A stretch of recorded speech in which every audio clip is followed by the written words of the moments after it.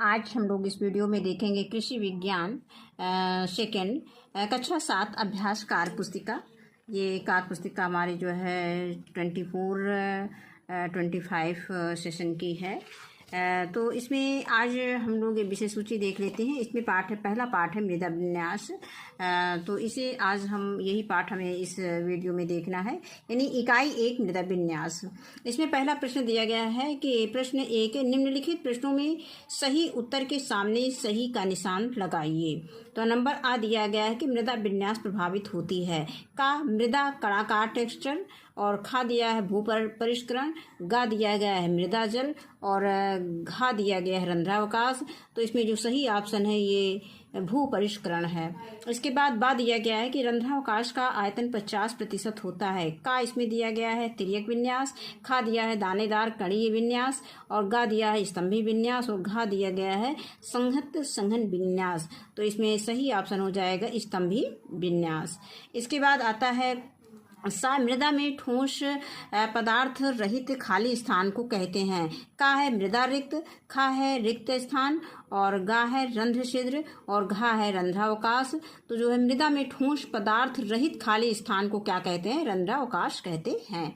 अगला है गुरुत्वाकर्षण बल के कारण पृथ्वी के नीचे चले जाने वाले मृदा जल को कहते हैं गुरुत्वीय जल। का है गुरुत्वीय जल, खा है कोशिका जल, और गा है अतिरिक्त जल, घा है वाहित जल। तो इसको हम गुरुत्वीय जल कहते हैं। यानी गुरुत्वाकर्षण बल के कारण पृथ्वी के नीचे चले जाने वाले मृदा जल को क्या कहते हैं? गुरुत्वीय जल कहते हैं। अगला आता है पौधों की जड़ों को प्राप्त जल होता है। प्राप्त जल होता है, यानी पौधों की जड़ों को प्राप्त जल होता है। क्या होता है? नंबर का वाहित जल होता है, नंबर का गुरुत्वीय जल होता है, नंबर गा केशिका जल होता है, नंबर गा आर्द्रता ग्राही जल होता है। तो इसमें ये केशिका जल होता है। अब इसके बाद आता है प्रश्न संख्या 2।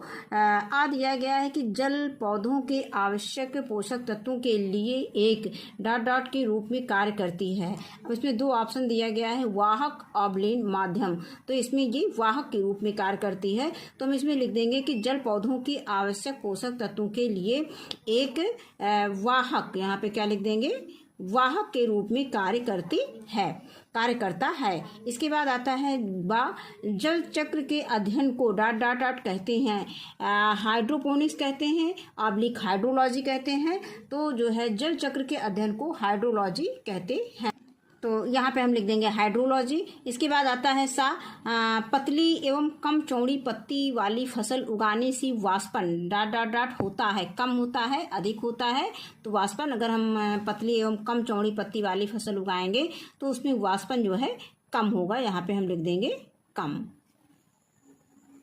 फिर आगे आता है वर्षा जल को संचित करने की नवीन तकनीक को कहते हैं ... है, यानी रेन वाटर हार्वेस्टिंग और ऑब्लिक मल्च। तो इसमें सही हो जाएगा रेन वाटर हार्वेस्टिंग। तो यहाँ पे लिख देंगे रेन वाटर हार्वेस्टिंग। इसके बाद आगे आता है कि छोटे कणों वाली मिट्टी चिकनी, यानी मिट्टी चिकनी में ... रंध्रावकाश होता है, कम होता है या अधिक होता है? तो इसमें कम होता है। यहाँ पे लिख देंगे कम। अब आगे आता है तीसरा कि निम्नलिखित प्रश्न संख्या 3 है, निम्नलिखित कथनों में सही पर सही का निशान और गलत पर क्रॉस का निशान, यानी गलत का निशान लगाइए। तो दिया गया है कि स्तंभी विन्यास वाली मिट्टी अत्यंत भुरभुरी एवं मुलायम होती है। तो यहाँ पे ये सही हो जाएगा, इसमें हम सही का निशान लगाएंगे।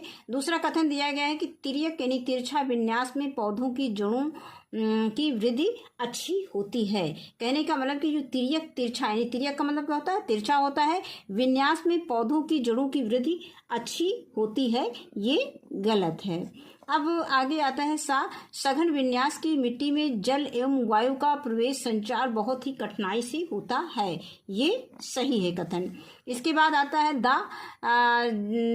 खेतों में जैविक खादों का अधिक प्रयोग करने से मृदा की जल धारण क्षमता घट जाती है, ये गलत है। इसके बाद यह है कि मृदा जल मुख्यतः गुरुत्वीय जल, केशिका जल एवं आर्द्रता ग्राही के रूप में पाया जाता है। तो ये हमारा सही है, इसमें सही का निशान लगा देंगे। अब आता है प्रश्न संख्या 4। तो स्तंभ का दिया गया है और स्तंभ खा दिया गया है। स्तंभ का स्तंभ खा से मिलान करना है, यानी स्तंभ का में जो दिए गए हैं शब्द उनको स्तंभ खा से मिलान करना है। तो जैसे पहला इसमें दिया गया है केशिका जल। अब केशिका जल का संबंध किससे होता है? केशिका जल का संबंध होता है कैपिलरी वाटर से। है स्तंभ आ में दिया गया है कि केशिका जल का मिलान हम कर देंगे इसमें गा से, ये कैपिलरी ट्यूब हो जाएगा। इसके बाद है जड़ों का कम फैलना, इसका मिलान कर देंगे जा से, सनई, मूंग, चना, मटर। और इसके बाद आता है मृदा नलिका को तोड़ना, ये हो जाएगा, इसको हम का से मिलान कर देंगे, मृदा नलिका को तोड़ना, ये होता है मल्च, इसको हम सा से यानी का से मिलान कर देंगे, यानी सा को किससे मिलाना है? का से मिलाना है। इसके बाद यहाँ हमने सा लिख दिया है। इसके बाद आता है गुरुत्वीय जल। अब गुरुत्वीय दा आता है गुरुत्वीय जल को हम ये स्वतंत्र जल से मैच करा देंगे, गुरुत्वीय जल यानी यहाँ से, तो ये हो गया। इसके बाद अगला दिया गया है मृदा कणाकार। तो मृदा कणाकार को हम टेक्सचर से मिला देंगे, यानी या को हम किस को मिलाना है, इसको हम खा से मिलान कर देंगे। इसके बाद आता है मृदा विन्यास, यानी रा को हमको मिलाना है मृदा संरचना से, यानी कि झा से, तो हम रा को किससे मिला देंगे? झा से मिला देंगे। इसके बाद आता है केशिका जल को हमको ये अंगा से मिलान करना है, यानी रंध्रावकाश, तो इसको हम रंध्रावकाश से मिला देंगे। इसके बाद आता है जैविक पदार्थ को हम लिखें जल धारण क्षमता से मिलाएंगे। जैविक पदार्थ यानी जल धारण क्षमता, इसको हम किससे मिलान करेंगे? जल धारण क्षमता यानी घा से। अब इसके बाद इसमें सा आता है पाटा का हमें मिलान करना है जल वाष्पन अवरोध यानी छा से, तो इसको हम मिला देंगे छा से। और इसके बाद आता है शा यानी आर्द्रताग्राही जल का मिलान हमें अब एक हमारे पास बचा हुआ है हाइग्रोस्कोपिक वाटर से, तो आर्द्रताग्राही जल को हम हाइड्रोस्कोपिक वाटर से मिलान कर देंगे। इसको हम इस तरह से ला करके यहाँ पे ऐसे मिलान कर देते हैं जिससे कि हमें समझ में आ जाए। तो ये हो गया। अब इसके बाद ऐसे अगर हमें नहीं समझ में आ रहा तो हमने इसको नंबरिंग डाल दिया है। जैसे आ को हमें किससे मिलान करना है, हमने यहाँ पे आ लिख दिया है। बा को किससे मिलान करना है, हमने यहाँ पे बा लिख दिया है। इसके बाद सा को किससे मिलान करना है, हमने इसके सामने सा लिख दिया है। इसके बाद दा को किससे मिलान करना है, इसके सामने हमने दा लिख दिया है। तो इस तरह से हमने सभी के सामने उनके ऑप्शन लिख दिए हैं, उनसे हम इसको सही मैच यानी मिलान करा सकते हैं। अब इसके बाद आता है प्रश्न संख्या 5, निम्नलिखित प्रश्नों के संक्षिप्त उत्तर दीजिए। आ दिया गया है मृदा विन्यास का अर्थ बताइए। तो मृदा के कणों के अलग अलग तरीकों से वितरित हुए सजे हुए होना ही क्या है, मृदा विन्यास का अर्थ है। कहने का मतलब हम इसको ना लिखें, ये जरूरी नहीं है। अगर हम इसमें केवल इतना लिख दें कि मृदा विन्यास का अर्थ बताइए, तो हम लिख दें कि मृदा के कणों के अलग अलग तरीकों से वितरित और सजे हुए होना है, ये मृदा विन्यास का अर्थ है। इसके बाद अगला प्रश्न आता है भू परिष्करण क्रियाओं के नाम बताइए। तो भू परिष्करण क्रियाओं के नाम ये कक्षा 6 में हमने पहले पाठ में पढ़ा था।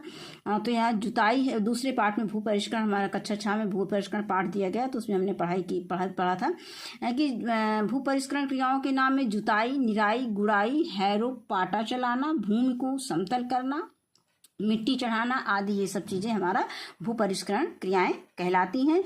इसके बाद दूसरा प्रश्न दिया गया है, अगला प्रश्न दिया गया है किन्हीं दो भूमि सुधारकों के नाम लिखिए, चूना और जिप्सम। इसके बाद दा है रेन वाटर हार्वेस्टिंग के सामान्य नाम लिखिए। तो वर्षा जल संरक्षण इसको हम कहेंगे। इसके बाद यह है मल्चिंग का अर्थ बताइए। तो मृदा की ऊपरी परत को ढकना क्या कहलाता है, मल्चिंग कहलाता है। अगला प्रश्न दिया गया है जल चक्र के अध्ययन को क्या कहते हैं, हाइड्रोलॉजी कहते हैं, यानी जल चक्र के अध्ययन को हाइड्रोलॉजी कहते हैं। आगे प्रश्न है कि गुड़ाई करने से मृदा में क्या परिवर्तन आते हैं। इसका उत्तर है कि गुड़ाई करने से मृदा में बनी केशनलियां केसीय नलिकाएं टूट जाती हैं। यानी जब हम गुड़ाई करते हैं तो जो मृदा में केसीय नलिकाएं बनी होती हैं वो टूट जाती हैं, जिससे नीचे का जल ऊपरी सतह तक नहीं आ पाता। तो इसको हम लिख सकते हैं शार्ट में कि गुड़ाई करने से मृदा में बनी केसीय नलिकाएं टूट जाती हैं, जिससे नीचे का जल ऊपरी सतह तक नहीं आ पाता। इसके बाद आता है वह रंध्रावकाश का अर्थ बताइए। तो इसका उत्तर है कि मृदा में ठोस पदार्थों से रहित खाली स्थान को रंध्रावकाश कहते हैं। अगला दिया है सा कि पौधों के लिए जल की उपयोगिता बताइए। तो जल एक अच्छा विलायक है जो पौधों में आवश्यक तत्वों के लिए वाहक के रूप में कार्य करता है। इसके बाद सा है कि मृदा जल संरक्षण में जैविक खाद के प्रयोग को बताइए। तो मृदा में जैविक खाद के प्रयोग से मृदा की जल धारण क्षमता बढ़ जाती है, जिससे मृदा में पानी अधिक रुकता है, जिससे मृदा जल संरक्षण होता है। अब अगला प्रश्न संख्या 6 है, वर्गीकृत करना है। मल्चिंग, पाटा कामा पाटा लगाना, कामा संहत विन्यास, कामा गुड़ाई, कामा जिप्सम, कामा जल फसल चक्र और कामा है जैविक खाद, कामा दानेदार विन्यास, कामा जुताई, कामा चूना, कामा बर्फ और कामा निराई, कामा तिर्यक विन्यास, कामा वाष्प। तो इनको हमें वर्गीकृत करना है। सबसे पहले मृदा विन्यास के अंतर्गत कौन कौन सी क्रियाएं आती हैं। तो संहत विन्यास आता है, दानेदार विन्यास है, तिर्यक विन्यास आता है। इसके बाद भू परिष्करण में हमें गुड़ाई, जुताई, इसी में से हमें वर्गीकरण करके लिखना है इसमें। तो जल चक्र में क्या आता है, बर्फ और वाष्प जल चक्र में आता है। इसके बाद मृदा जल संरक्षण में तो मल्चिंग है, पाटा लगाना, जैविक खाद, जल फसल चक्र है। इसके बाद भूमि सुधारक है, जिप्सम और चूना। अब आगे आते हैं प्रश्न संख्या 7 पर। निम्नलिखित प्रश्नों में बेमेल छांटिए। तो नंबर आ दिया गया, नंबर आ में दिया गया, प्रश्न संख्या आ दिया गया, का में निराई दिया गया, खा में गुड़ाई दिया गया, गा में सिंचाई दिया गया और घा में जुताई दिया गया। तो हमने देखा कि निराई, गुड़ाई, जुताई सब एक ही कार्य है, लेकिन इसमें सिंचाई अलग प्रक्रिया है। तो ये हमारा बेमेल है, इसमें हम सही का निशान लगा देंगे। अब आता है बा, सनई, मूंग, का है सनई, खा है मूंग, गा है मटर और घा है पलवार। तो इसमें हम पलवार में निशान लगा देंगे, पलवार हमारा बेमेल है। आगे आता है शा, आ है का है जल चक्र, खा है वृक्षारोपण और गा है फसल चक्र और घा है मृदा चक्र। तो इसमें सारे चक्र दिए गए हैं। अब यहाँ पे हमारा ये वृक्षारोपण अलग है, ये बेमेल है, तो इसको हम इसमें सही का निशान लगा देंगे। इसके बाद दा आता है, का है मिनरल जल, खा है गुरुत्वीय जल और गा है केशिका जल और घा है आर्द्रता ग्राही जल। तो यहाँ पे हमारा मिनरल जल अलग है, तो इसको बाकी सब मिट्टी से संबंधित जल हैं, तो यहाँ पर ये मिनरल जल जो है अलग है। यहाँ पे हम सही का निशान लगा देंगे, यानी बेमेल है जो हमारे पास और ऑप्शन दिए गए हैं। और इसके बाद या है, का है बालू, खा है सिल्ट, गा है मृत्तिका और घा है मृदा। तो यहाँ पे हम मृदा में निशान लगा देंगे, ये हमारा बेमेल है। इसके बाद आते हैं प्रश्न संख्या 8 पर। कथन वाक्य के लिए एक शब्द लिखिए। तो का दिया गया है कि मृदा कणों के वितरण या सजावट को कहते हैं, क्या कहते हैं, मृदा विन्यास कहते हैं। कहने का मतलब कि मृदा कणों के वितरण या सजावट को मृदा विन्यास कहते हैं। खा है कि मृदा विन्यास बहुत कम प्रतीत होता है। किस क्रिया में बहुत कम प्रतीत होता है, भू परिष्करण से, यानी भू परिष्करण से जो है मृदा विन्यास बहुत कम प्रभावित होता है, प्रभावित होता है, यानी मृदा विन्यास बहुत कम प्रभावित होता है। किससे कम प्रभावित होता है, भू परिष्करण से। अब आता है गा, मृदा कण एक दूसरे से 4 स्थानों पर मिलते हैं, यानी मृदा कण एक दूसरे से 4 स्थानों पर मिलते हैं स्तंभी विन्यास में। अब आता है घा, मृदा कण एक दूसरे को 6 स्थानों को छूते हैं, ये तिर्यक विन्यास में। आगे आता है अंगा, मृदा कण तिरछी रचना के बीच आ जाते हैं, ये सघन विन्यास हो गया। और चा दिया गया है, मृदा का सर्वोत्तम विन्यास होता है, ये है दानेदार विन्यास। इसके बाद छा है, गुरुत्वाकर्षण बल के कारण नीचे बह जाने वाला जल होता है गुरुत्वीय जल। और जा है, रंध्रावकाश में रुका हुआ जल होता है कोशिका जल। इसके बाद झा है, मृदा कणों पर चढ़ी जल की परत कहलाती है आर्द्रताग्राही जल। और यहाँ है, खेतों के केसीय नलिकाएं टूट जाती हैं, यानी खेतों की केसीय नलिकाएं टूट जाती हैं मल्चिंग द्वारा। और टा दिया गया है, मृदा जल की हानि वाष्प के रूप में नहीं हो पाती है, ये फसल चक्र द्वारा। और ठा है, मृदा की जल धारण क्षमता बढ़ जाती है जैविक खाद के प्रयोग द्वारा, यानी जैविक खाद के प्रयोग के द्वारा मृदा की जल धारण क्षमता बढ़ जाती है। इसके बाद दा आता है, मृदा की ऊपरी सतह को ढकना एवं केशिका नलिकाओं को तोड़ना कहलाता है, ये मल्चिंग कहलाता है। यानी मृदा की जो ऊपरी सतह को ढकना और केशिका नलिकाओं को तोड़ना क्या कहलाता है? मल्चिंग कहलाता है। अब आगे ढा दिया गया है कि खेत में मेड़ बनाकर वर्षा जल संचय कहलाता है, ये मेड़ बंदी कहलाता है। यानी मेड़ बनाकर हम जब खेत में वर्षा जल का संचय करते हैं तो वो क्या कहलाएगा? मेड़ बंदी कहलाएगा। अड़ा है, वर्षा जल को छत द्वारा संचय विधि कहलाती है छत जल संचय। यानी जब हम वर्षा के जल को छत पर संचय करते हैं तो उस विधि को हम क्या कहेंगे? छत जल संचय। अब आगे प्रश्न संख्या 9, चित्र देखकर नाम लिखना है। तो यहाँ पे ये छत पे जो है जल का संचय हो रहा है, इसलिए हम यहाँ पे इसको क्या कहेंगे? छत जल संचय बोलेंगे। और यहाँ पे पाटा लगाने का काम हो रहा है, किसान जो है बैलों के द्वारा पाटा लगाने का काम हो रहा है। कहने का मतलब खेतों की जब जुताई करने के बाद उसको बराबर करते हैं तो उसको हम बोलते हैं पाटा लगाना। तो यहाँ पाटा लगाने का काम हो रहा है, तो यहाँ पे हम लिखेंगे पाटा लगाना। हमें इसमें चित्र को देख करके इसमें क्या क्रिया हो रही है वो हमें लिखना है। अब इसके बाद ये तिर्यक विन्यास दिखाया गया है, आगे आता है कणीय विन्यास दिखाया गया है। इसके बाद अगला है ये स्तंभी विन्यास है और ये है संहत विन्यास। अब अगला प्रश्न संख्या 10 है कि रेन वाटर हार्वेस्टिंग का वर्किंग मॉडल अध्यापक की सहायता से बनाए। ये आपको बच्चों कक्षा में करना है, क्लास में करना है अपने टीचर की सहायता से। इसके बाद प्रश्न संख्या 11 है, अलग अलग मृदा कणों को इकट्ठा कर उनके अंतर पर चर्चा करिए। तो पहले हमने बलुई मृदा कण लिया है, कणाकार लिया है, यानी अलग अलग मृदा कणाकार को इकट्ठा कर उनके अंतर पर चर्चा करना है। तो सबसे पहले बलुई मृदा जो कणाकार लिया है, तो इसमें बालू का प्रतिशत जो है 80 से 100% होता है, सिल्ट जो है 0 से 20% होता है और मृत्तिका जो है 0 से 20% होता है। इसके बाद बलुई मिट्टी यानी बलुई दोमट मृदा में जो है ये बालू जो है 50 से 80% होता है, सिल्ट जो है 0 से 50% होता है और मृत्तिका जो है 0 से 20% के बीच में होता है। इसके बाद हम आते हैं दोमट मिट्टी में यानी दोमट मृदा में। तो इसमें बालू का मात्रा जो है बालू प्रतिशत जो है 30 से 50% होता है, सिल्ट जो है 30 से 50% होता है और मृत्तिका जो है 0 से 20% होता है। इसके बाद आगे आता है चिकनी मिट्टी। चिकनी मिट्टी में बालू जो है 0 से 50% होता है, सिल्ट 0 से 50% होता है और मृत्तिका 30 से 100% होता है।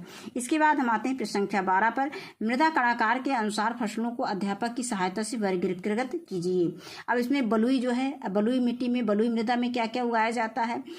इसमें जो है अरहर, चना, यानी बलुई मिट्टी किसके किसके लिए जो है उपयोगी होती है या अच्छी होती है? तो अरहर, चना, मटर, ज्वार, बाजरा आदि फसलों के लिए जो है बलुई मिट्टी उपयोगी होती है या अच्छी होती है। इसके बाद बलुई दोमट मृदा जो है ये सभी फसलों की पैदावार के लिए अधिक अच्छी होती है। और इसके बाद दोमट मिट्टी खेती के लिए सर्वोत्तम होती है। और इसके बाद है सिल्टी गन्ना और धान है। इसके बाद है चिकनी मिट्टी धान, कपास और गन्ना।